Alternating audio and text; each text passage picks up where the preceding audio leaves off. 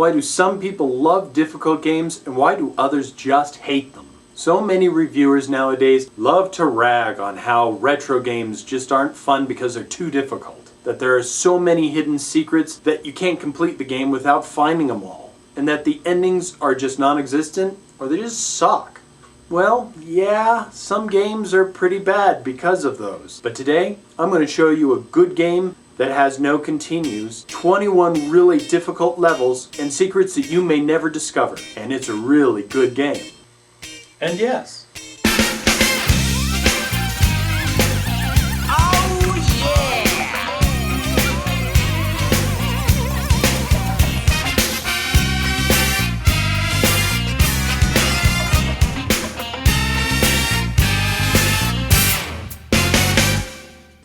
Tōkaidō Gojūsan tsugi was released by Sunsoft in 1986. Now it may look like another confusing Japanese game to you, but let's go further back in time to get the gist of it all. Just as all roads lead to Rome, the original 53 stations of the Tōkaidō was an actual major route that was established in 1601 to lead from the capital of Japan, Tokyo, to Kyoto, which was about 400 miles away. There were 53 rest stops along the way where travelers were required to present their traveling papers to government officials. Much like using passports today, but as if you had to use them going from town to town. So in this game, your character, Kantaro, has to make this long journey to Tokyo to see your fiancée.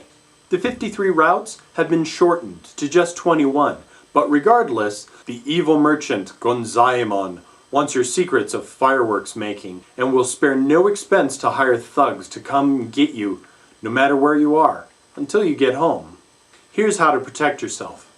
To jump, you press the A button. How high you jump depends on how long you hold it down for.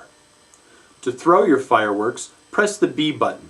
You can lay one down for a timed explosion by stopping completely, pushing down, and pressing B. You can also throw fireworks while jumping. Like I said at the beginning, this game has no continues. So once you lose all your lives, it's game over and back to the beginning for you.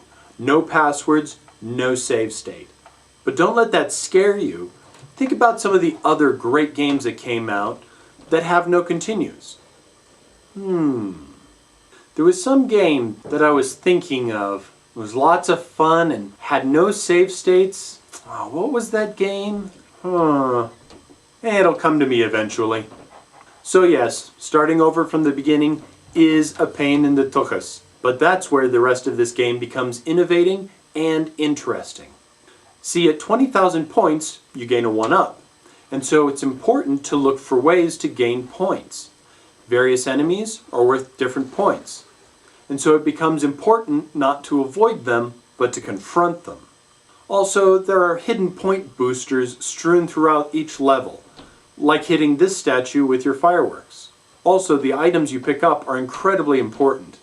If you happen to get accosted by this lady of the night, she will slow you down and prevent you from jumping, but by paying her 4 koban gold coins, she'll leave you alone. And just like the lady, the ghost will attach to you and make you move slower as well, but by having an Ofuda amulet, that'll keep the ghosts at bay.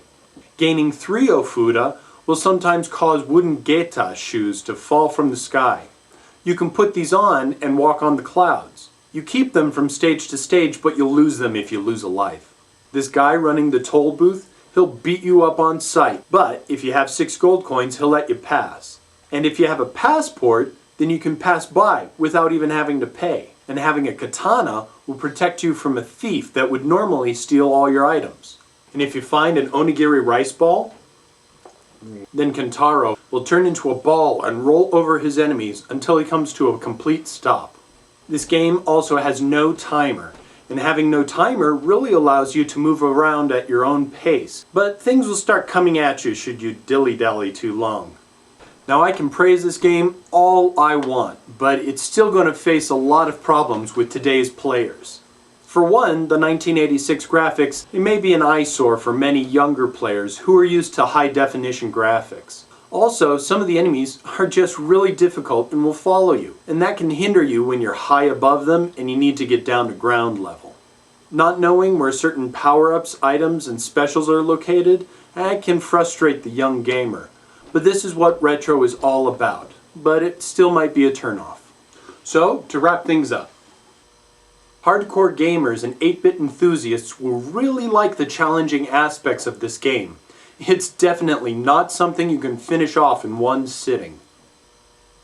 This game is not going to be a walk through the park. Just getting past the third stage may be a challenge, but you really start to think to yourself, okay, one more time, I know I can beat this.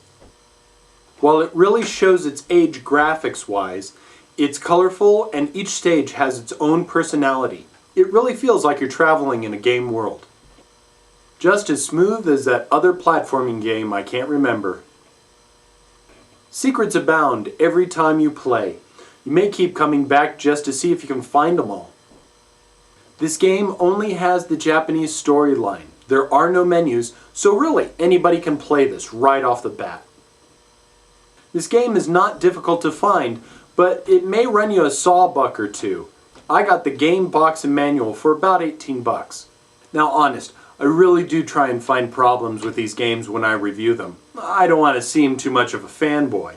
But this time, it was really tough to try and find bad things. Sunsoft really hit a home run when it came to this game, with good controls and an interesting concept.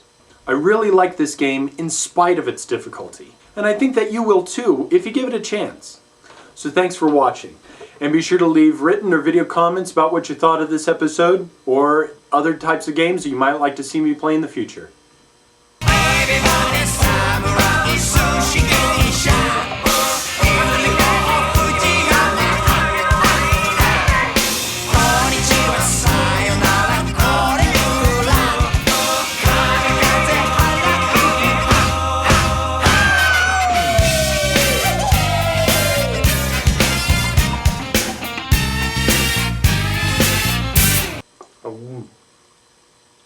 How about what?